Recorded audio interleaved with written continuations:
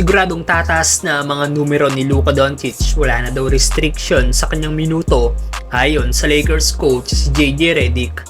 Bago makuha ng Lakers ang Mavs superstar, magandang nilalaro nito sa Dallas Mavericks ngayong season, averaging 28.1 points, 8.3 rebounds at 7.8 assists per game. Pero sa 2 games na inilaro ng 5-time All-Star sa Lakers, nag-average lang ito ng 15 points, 4.5 rebounds at 4 assists per game.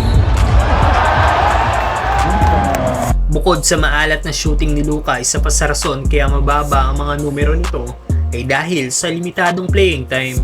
Dahil from almost 36 minutes per game na average niya sa Dallas ngayong season, meron lang itong 23.5 minutes na average playing time sa Lakers. Kaya limitadong minuto nga lang pong ibinigay dito ni Coach JJ Redick ay dahil kakagaling lang sa injury ni Luka Doncic.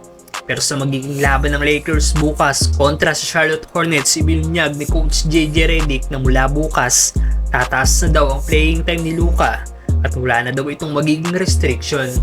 Kaya siguradong makikita na natin maglaro ang tunay na Luka Doncic. Isa pa, kakagaling lang ito sa mahabang pahinga dahil sa All-Star break. Luka 3! Knock it down!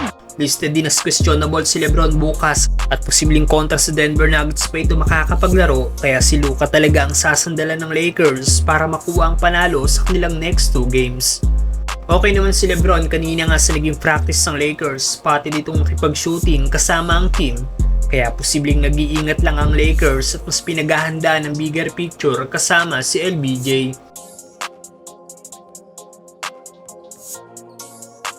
Good news din dahil ang wala last game na si Dorian Finney-Smith ay maglalaro na din bukas.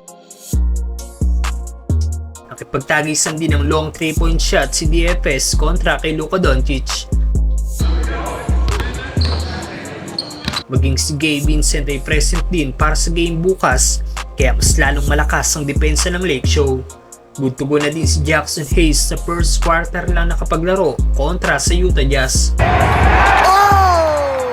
At ang isa sa bumalik sa Lakers after ng rescinded trade ng team sa Charlotte Hornets, si Cam Reddish ay spotted rin sa Lakers facility kanina at nag-practice.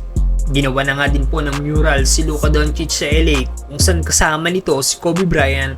Matapos na naging rescinded trade ni Mark Williams sa Lakers, hindi pa nga po ito nakakapaglaro sa Charlotte Hornets at ayon sa report, expected na ito maglaro bukas kontra sa Lakers, kaya sigurado magiging kabang-abang ang laro bukas ng dalawang team.